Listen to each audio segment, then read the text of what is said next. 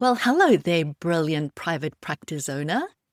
My name is Gerda Muller, and you are listening to the Private Practice Success Podcast. And this is episode number 65. Today, I want to talk to you about something that each and every practice owner out there, whether you're a solo practice owner or a group practice owner, will be facing at some point in time. Because whether you've been in private practice for 2 days, 2 weeks, 2 months, 2 years, or like me, almost 20 years, the time is going to come that you are going to have to lead during times of uncertainty. Now, if you have been in this industry for a while, like I have, you will also know that uncertainty is not the exception. It's also not the rule, but it's also not the exception. Because when you are a business, uncertainty is just part of business. It's just how it is when you're in business.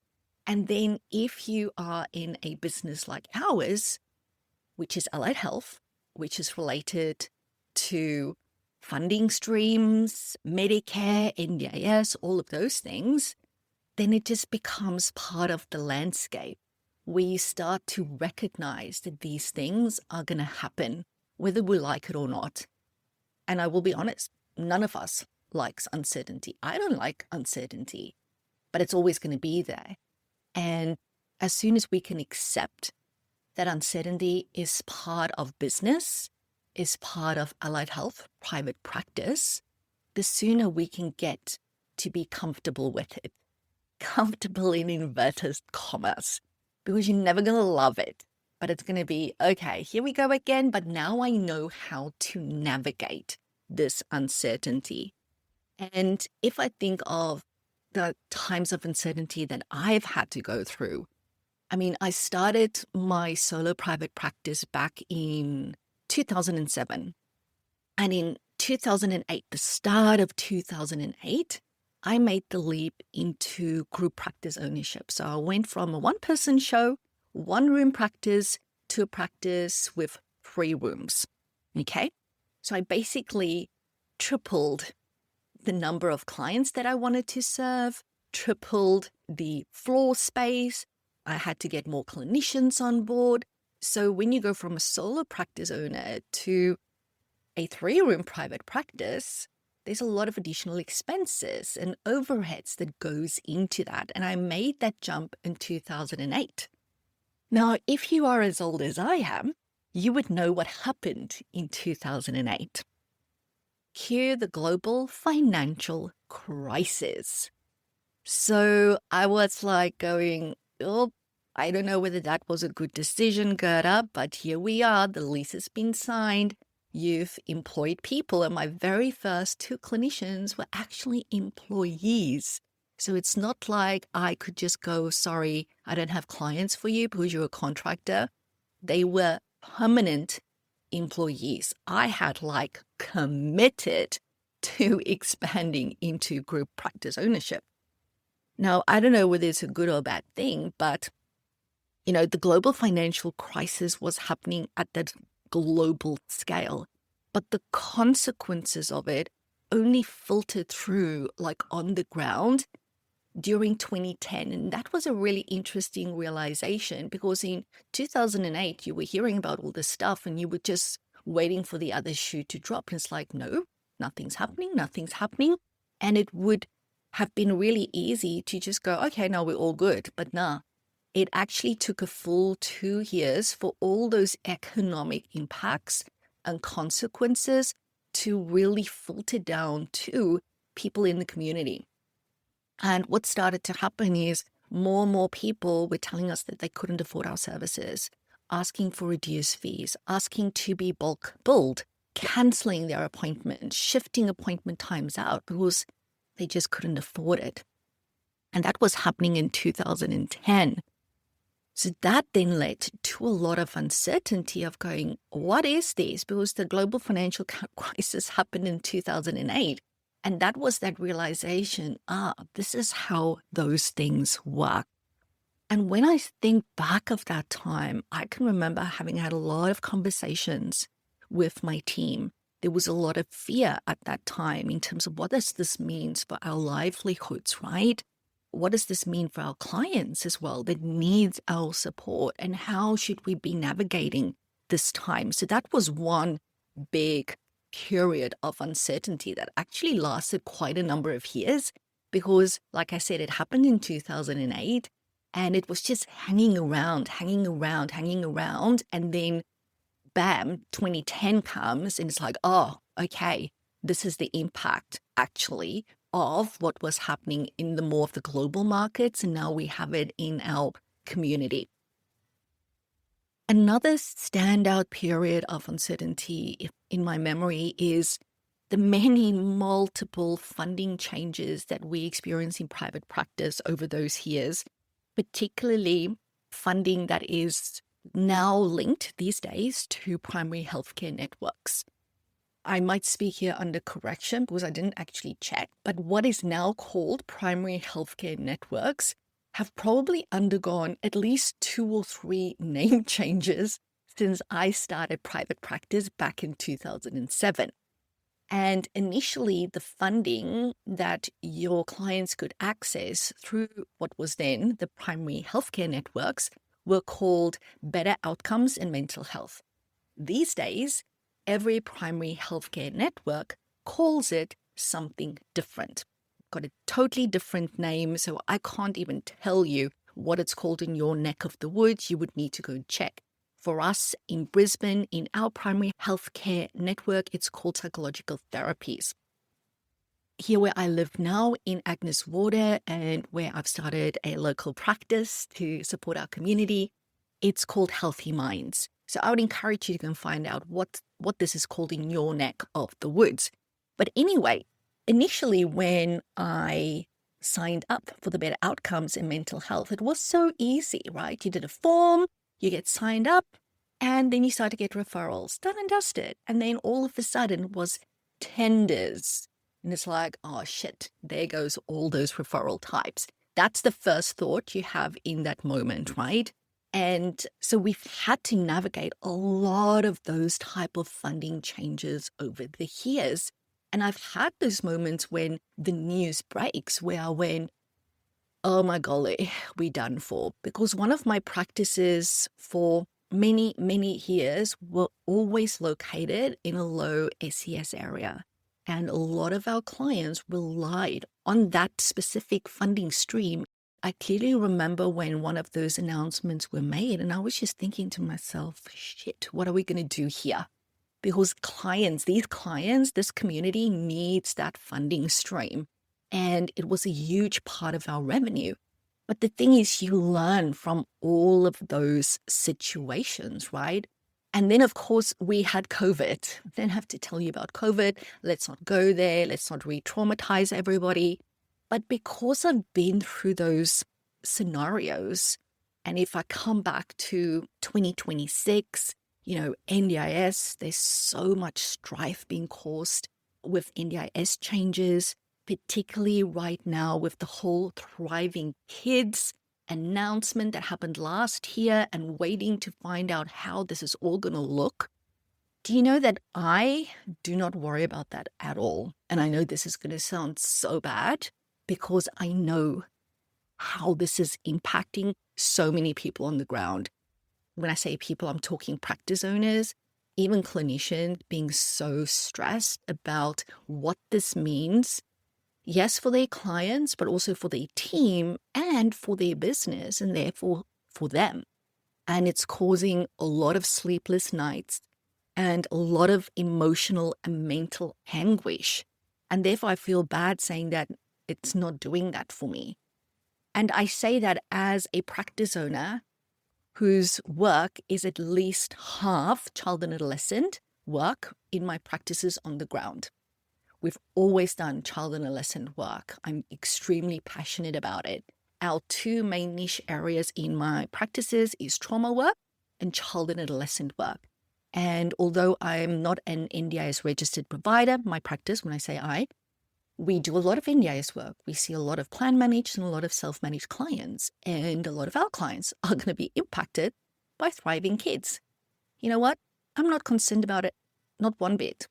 Not for my business. Yes, I'm concerned in terms of how it's going to impact the clients. But when it comes to the impact on my business, I'm not concerned. You know why? Because I've had a lot of exposure to uncertainty. And I have seen that we can and we will navigate it. So having had that exposure has been helpful for me. Yes, it wasn't fun going through the COVID stuff, going through the changes in the primary healthcare network funding, where at that time I thought I'm going to lose my business. I had those moments. But in retrospect, all those experiences, including the global financial crisis, have taught me that, you know what? This doesn't have to be the end. And you know what? I know how to navigate through this.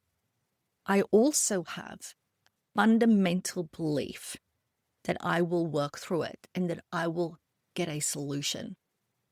Because a lot of time, what happens when these types of uncertainties shows up is that we start to make decisions out of fear.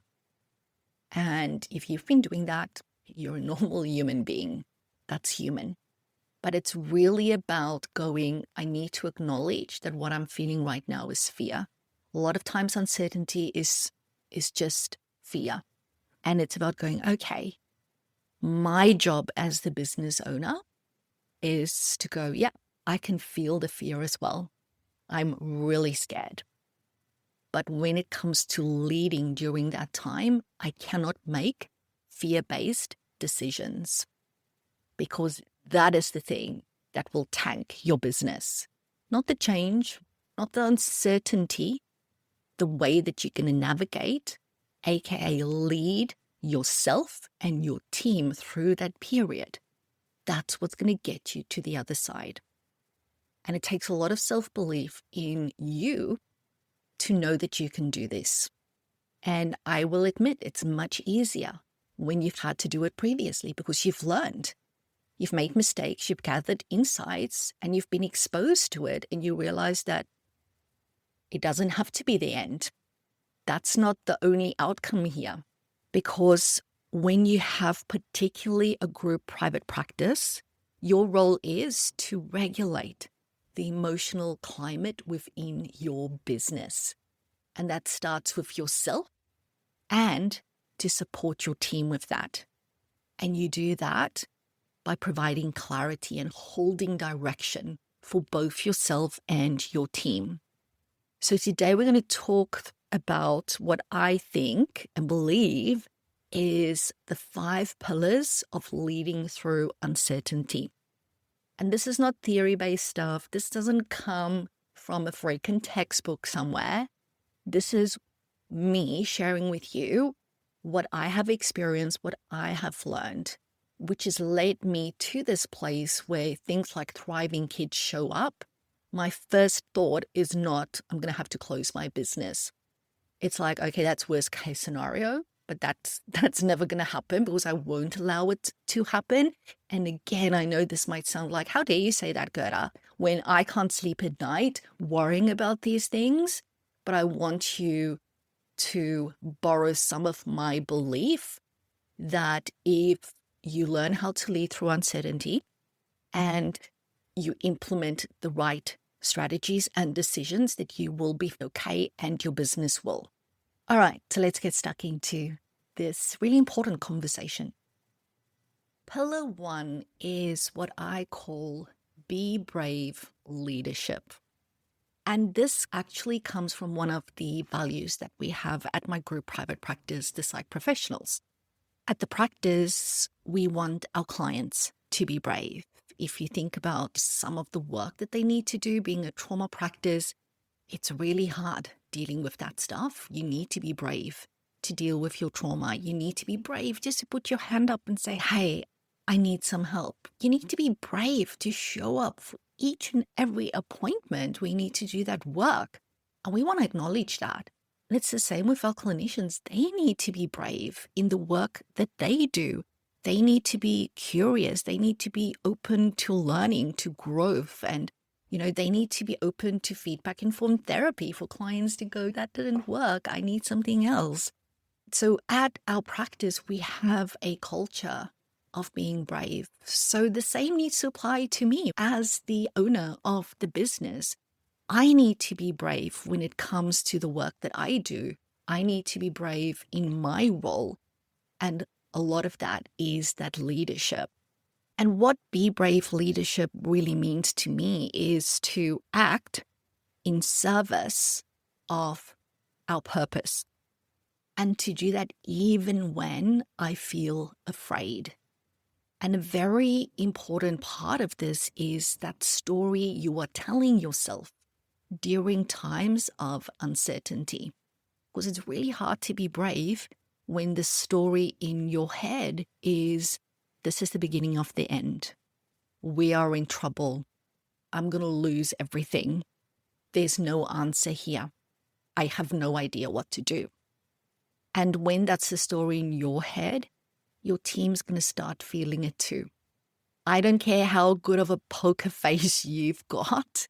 Our team members, they're clever cookies. They can read you. They can just feel it, even if you never say those things out loud. So you have to work on that story you are telling yourself. And I want to encourage you to maybe write some of these reframes down and really find something that's going to work for you. First thing is, this is a season. Second one, we have navigated change before. Now, if you've not navigated change before, that's okay. Then you go with, this is a season. Or third, there is a next right step. Because take it from somebody that's been in this business for, it will be 20 years in 2027, which is just next year. There's always a right next step. I know it and I've seen it. I've experienced it in my own business, and I've experienced it with many practice owners that I have supported, coached, and mentored over the last 10 years. Yeah, I've been doing this coaching thing for 10 years. I know there's always a right next step. Doesn't matter how certain you are that that does not apply to your business, I know it does. And I want to encourage you to borrow some of my belief that that is possible for your business if right now you are sitting in immense uncertainty. Because if you are able to start shifting those stories and those beliefs, then you will be able to walk into a team meeting being brave, sitting in Be Brave Leadership and going, hey everyone, I want to acknowledge that this quarter has felt different. I want to acknowledge that we're all concerned about thriving kids. Or I want to acknowledge that cancellations is up. Those diaries have been looking really empty. And here's what we are seeing that tells us that we are still okay, that we are still going and moving in the right direction, that we are still strong. And this is why. This is what I'm thinking. So being brave in this scenario involves bringing things into the open and talking about it, but also showing that you have a plan, that you have that vision, that you can see the way through. And I know it's hard. Sometimes you don't want to do it. Sometimes I sit on my phone, I'm going to admit it, and scroll we all do a bit of doom scrolling, right? It's a great way to switch off the brain. And I've seen those videos of these big ships on the big ocean, and it's showing how they're navigating these bloody waves. And I'm looking at that video and thinking, you cannot pay me enough money to sit on that boat during one of those storms. I do not care how much money you throw at me. That is not happening. For me, it's like, I'm going to have to work really hard to be brave in that situation. And maybe that's what this feels like for you right now, the time that you are in. Irrespective of when you are listening to this, and your uncertainty might have nothing to do with thriving kids. Maybe you've got uncertainty in your personal life, And it feels like you're on this ship and there's one wave after the freaking next. So I want to say, I get it. I want to acknowledge that it is hard and it is scary. And sometimes it feels like you just don't want to do it. But I want you to connect back to that purpose, because that is what being brave is all about. It is easier to be brave when it's connected to purpose. Like me being on a ship on the open ocean in a storm, that's all connected to my purpose. So like I said, I don't care how much money you throw my way, I'm not doing it. But making sure my private practice survives, that's connected to my purpose, because I'm here to help people. That's why I became a psychologist, why I went into private practice. I want to be able to help people in better and more effective ways. And I want to help as many people as I possibly can. So in order for me to achieve that, I need to be freaking brave. Doesn't matter what's happening around me. That is what I need to do. And that is what I will be doing. And when you are clear on that, it helps you to be regulated. And when you are emotionally regulated, it becomes easier for you to support your team to be emotionally regulated. And I want to remind yourself, if you're going through uncertainty right now, you do not have to solve everything right now. You do not need to know all the answers right now. And sometimes it's because we want those things that it is so stressful. We want to know exactly what's happening, how it's going to impact us. It's like, that's impossible to know right now. What you need to focus on right now, as you're being brave, is what is the right next step. And then you do that and you go, what is the right next step? And the right next step. Because especially when it comes to big funding changes and political, environmental changes, you can't control all of that stuff. And you might be making plans right now based on what's in the news currently or what's just been announced. And next week, they go and change it all again. It's like, and then you've put all this freaking effort into it. So my advice, and this is what I do, is the right next step. That is where you need to be brave. Pillar 2 is very much linked to Pillar 1. So we've just spoken about be brave leadership. Pillar 2 is be brave communication. That is communication that is honest, transparent, but also empowered. Because during times of uncertainty, your team doesn't need spin. We're not politicians. I don't know about you, but I see straight through politicians when they are engaging in spin. And I'm going to guess that your team is very clever. They're going to see straight through it. So don't spin them. Don't try and go, I need to be very inspirational here and motivate them and get them through it. They can see straight through that shit. Don't do it. Quick side note. If you are a group practice owner, please know that it is my mission to help you go from overwhelmed, overworked, and most probably underpaid to fully empowered and financially thriving. Helping you build a practice you can't stop smiling about is more than just a tagline in my world. It is what I do. So if you know that you want more from your business, if you know that you deserve more from your business, then today is the day I invite you to reach out. In the show notes, you will find a link to a super short triage form. Pop in your details. I will personally go through your responses and will get back to you ASAP to let you know how I can help. And if I can't, I'll point you in the right direction. Don't put your dreams on the back burner any longer. The sooner you start, the sooner I can help you get there. Now back to the episode. You need to engage in be brave communication, which is going to require you to be vulnerable at times. And I'm not saying burst out into tears in front of them. There's a balance, because in times of uncertainty, everyone knows when something is off, but nobody's talking about it. That's the worst thing you can do, is to not address it, because we've just spoken about stories in your mind and the mind of practice owners when things are happening, but what's the stories in your team's mind? They might be wondering, is the business okay? Should I start looking for another job? Is it time for me to put myself first and my family and jump ship to a job that might offer more security? They're thinking those things. They might not tell you about it. So really ask yourself, if you're going through a time of uncertainty right now in your world of business, what are you doing to communicate to the team, to bring those concerns to the forefront? In my PPS Academy, I speak about the founder's address. Now, that can look different for each of us, but that is where you, as the business owner, actually talk to the team. And you can do that in an email. You can do that in a video, especially if you have a lot of hybrid team members that might be working from home. Maybe you've got a mobile team or a telehealth team, but you need to have a means of communicating to them whilst being transparent and honest, but also empowered. And this is where you can say things like, okay, team, this is what's happening in the industry. This is the news articles that's been going around. This is the conversations I'm seeing in Facebook groups.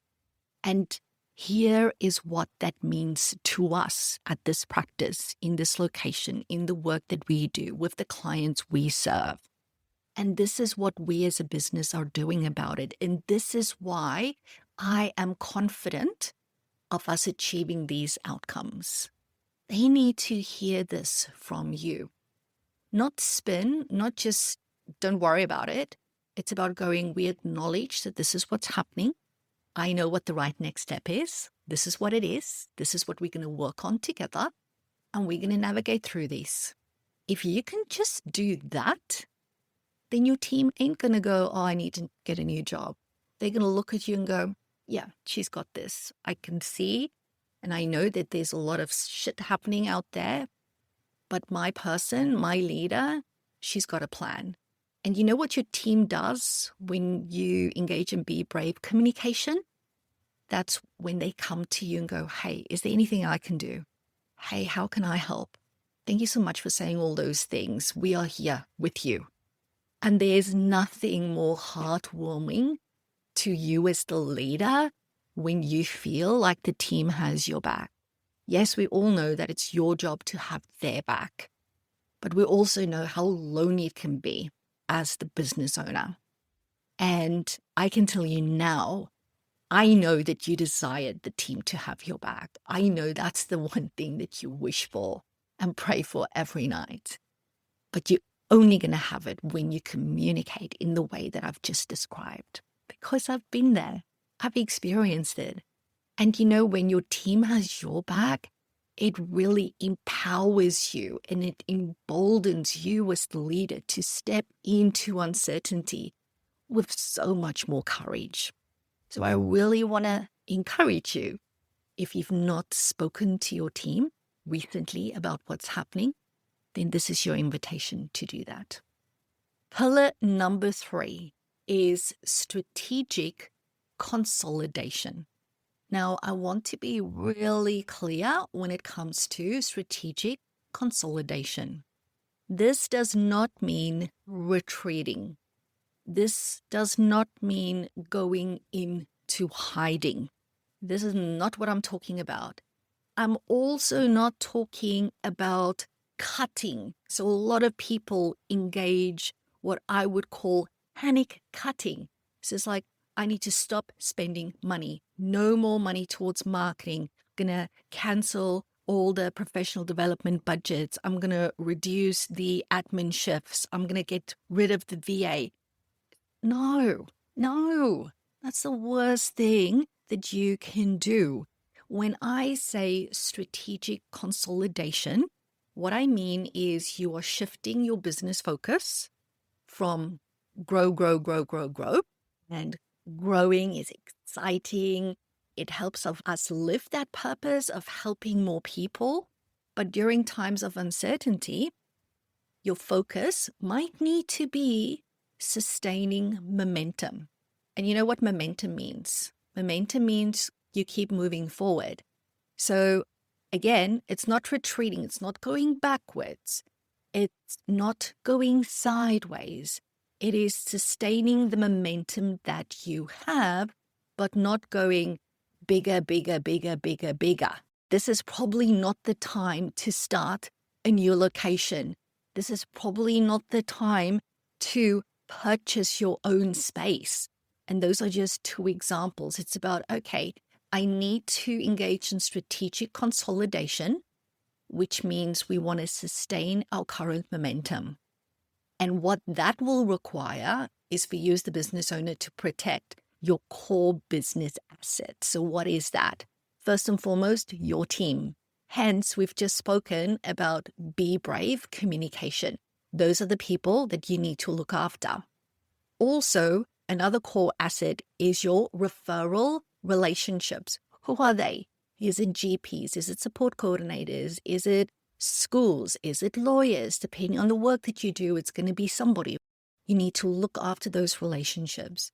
Also, and this is the part a lot of people miss, is your brand and your brand presence. That actually is a core asset, not just from a client perspective, not just from a referrer perspective, and not just from a team clinician perspective. Brand presence is important across all of those three areas. So you need to look after that during this period. Now, remember, I previously spoke about the right next step, that is what leadership needs to be about during uncertainty.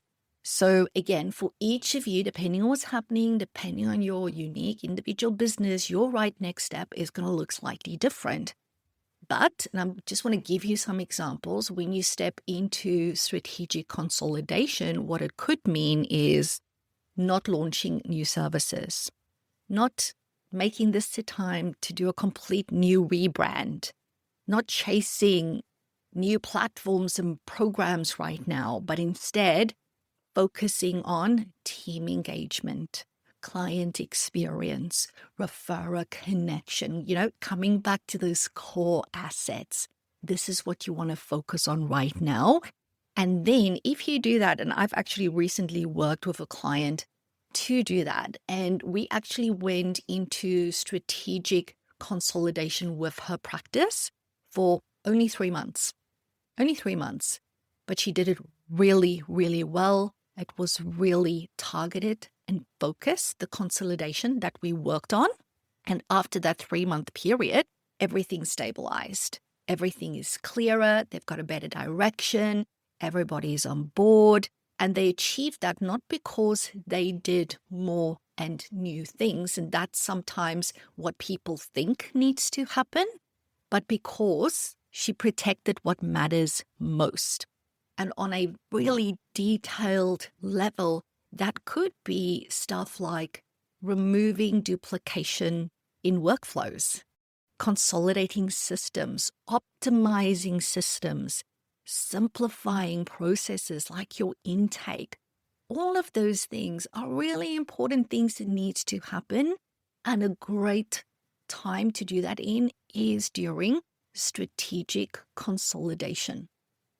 Pillar number 4 is to ask better questions. Because the thing is this, uncertainty and all the emotions around uncertainty, particularly when paired with urgency, like this is happening now or it's happening next month, that creates bad decisions. So how do we ask better questions then, Gerda? By zooming out. During times of uncertainty, when you are in that leadership position, you have to give yourself opportunity to zoom out, to get out of the weeds and go and sit on the mountaintop, as I like to say, and ask, the decision that I'm making right now, in terms of that right next step, will this decision make sense 12 months from now? How is this going to impact us into the future? Another question that I always ask, which I think is really, really vital, is the following. I ask myself, this period of uncertainty, is what I'm having to deal with right now, is this a storm or is this the new climate? I need to know which that is. because if it's a storm, it's going to pass. Some storms, last an hour. Some storms can last like 24 hours. And in business, a storm can last a week or it can last 6 months. And if it is a storm, I know it will pass. So my behavior during this period of storming will be different to, is this the new climate? Is this a long-lasting change that we need to adjust to? So the decisions that I need to make for my business is going to be different. And I will tell you that 9 out of 10 times, uncertainty that shows up in my experience over the last 20 years were storms. And some of those storms lasted freaking way too long. And every now and then, it's what I would refer to as climate change.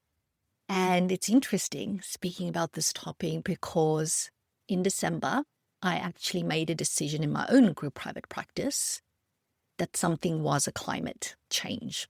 So not climate change in the environmental related stuff, you know what I mean, right? Climate change in terms of the environment of business for my allied health group private practice.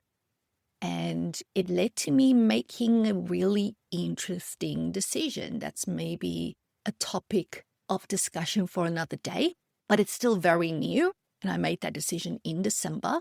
And I can see how that decision has impacted subsequent decision making in what it is that we are doing in 2026 within my own group private practice. So I really want you to ask yourself, the uncertainty that you have, whatever that is for you, is this a storm or is this the new climate? And then also another question that I like to ask as part of asking better questions is, what is the real cost of not acting? Or what is the real cost of waiting? So when you're thinking about stuff such as, should I stop hiring new clinicians? So a lot of people might be thinking about that, especially in the current biggest uncertainty in our industry right now is NDIS and thriving kids. And you might have found yourself going, should I freeze the hiring of new clinicians? The better question to ask, for example, is if demand continues or returns in 3 months, what will it cost me to have no recruitment pipeline? What's the cost of that at that point in time? So you really want to ask better questions in order to inform better decision making when you need to lead during periods of uncertainty. And sometimes it's hard to ask those questions when you are the one in the midst of it, which therefore brings us to pillar 5, which is making sure that you as the leader also has your very own strategic support. In pillar 3, we spoke about strategic consolidation, and I mentioned that part of that is protecting your core assets. And I shared with you what those are. But very often I find practice owners forget that they are actually an anchor core asset. Because guess what? No practice owner, no freaking business. No practice owner, no other core assets. So it is incredibly important that you look after yourself. I've just spoken to you about all these things that you need to do. That's on your shoulders. And that can cause a hell of a lot of stress and pressure. And, all of us deal with that stuff differently. Some of us get all fired up. That's me. Get all fired up and passionate. Some of us just go, I just want to go curl up in the fetal position in the corner there. And what I will say is, been there, done that as well, especially in the early days. And what I found is that over time, I spent less time in the corner. And these days I look at the corner and I go, yeah, I see you, but I'm not going there. And I will say that as with most things, the more experienced you are at something, the easier it gets. So you might be listening to me talking here today and you go, well, God, you're totally disconnected because this is really shit and really hard. And I want to tell you that if that's how all of this has come across, speaking about my experiences and how I currently react to it, that was not the intention. The intention is to tell you that you can get through it. The intention is to tell you that things do pass and that 9 out of 10 times it is a storm and that you can get through it. But I know you, and you are prioritizing your team as you should. You are prioritizing the clients as you should. You are also prioritizing your family at home as you should. But it's also my job to tell you that you also matter. You, the owner, the leader, the person doing all the caregiving within your business, and most probably at home as well. And maybe you go, I've got a great and very supportive spouse or partner. Amazing, but you're still caregiving there. So please, Pillar 5 is about strategic support. You need to ask yourself, what support do you need right now? And you need to give it to yourself. And I'm really going to be strict with you here because I know what practice owners do, especially if they're going into strategic consolidation, particularly. They go, I want to cut. You remember I spoke about panic cutting? I'm going to not engage in these type of business support for me as the practice owner because I want to direct that elsewhere to the team, to clients, that type of thing. And then you take your support away, which is the worst thing you can do. If I think about clinically, one of the biggest things for me as a psychologist and the thing that would always cause me frustration over the years is when I see that a client has canceled in my diary and I ask reception, did they say why they canceled? When they rang in and reception will tell me they're really feeling overwhelmed or there's a lot of stuff going on for them at home and they couldn't come in. And then I'm going, that's why you should be in session. It's what I'm here for. Overwhelmed, I can help you. In that 15 minutes, walk out ready to deal with what it is that's happening again. When stuff is happening in your world, I can empower you to go back home and be more emotionally regulated. Like, that's why you should be in session. And I feel very similarly about my business coaching, consulting, and mentoring clients that a lot of time when they need help most is when they retreat and they go, no, I don't matter as much as the other people around me. So I'm going to direct all the support and help towards them. And then I either run out of time, energy, or money to invest in me. So if you honestly want to lead during uncertainty, you cannot forget Pillar 5, which is strategic business support for you. Now, if you're thinking, what does that involve? I want you to go and listen to episode 64, the one I did right before this one, the one of last week. And the title of that episode was The 5 Most Important People in the Life of a Practice Owner. So ask yourself, do you have those 5 people? If not, do you need to establish a relationship with them so that you can have that help and support? Because you deserve it. And by having that help and support, guess what? It will be easier to lead during uncertainty. It would be easier to be brave, to communicate clearly, to engage in the strategic consolidation, to ask better questions. A big part of my job, for example, as a business coach is to help you ask better questions. And sometimes when you're stuck in the weeds, when all the emotions is running around and riding roughshod over you, it's hard to think of those things. Okay. And sometimes you just cannot see what there is to see. Not because you don't know what you're doing, just because you are the person in the weeds really struggling and carrying all of it on your shoulders. So if you're listening to this and you're thinking, you know what, Gerda, you're right. I don't want to do this alone. Or maybe I can no longer do this alone. Then please reach out. This is what I do within the Private Practice Success Academy. And there's 3 different ways to work with me in there, which includes one-on-one support. Because I think we both know what you don't need is more information. We are all struggling with information overload. What you need is clarity. Clarity around the right next thing for your business. also structure in terms of how to make that happen. The right tools and resources so you don't have to reinvent the wheel. Perspective to really see the forest for the trees and the trees for the forest. And support, not for if, but for when you get stuck. Because the nature of business is that you will get stuck. That is not a failure. Doesn't mean you don't know what you're doing.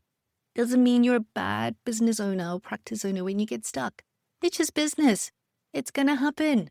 Just like you need a GP because you are going to get sick, right? And you might go through long periods of time where you don't get sick. But the day you get sick, you need to know, who am I going to call? Let's make an appointment. Let's go and see them. They've got my history. Yeah, I'm going to get sick. And in business, you're going to get stuck.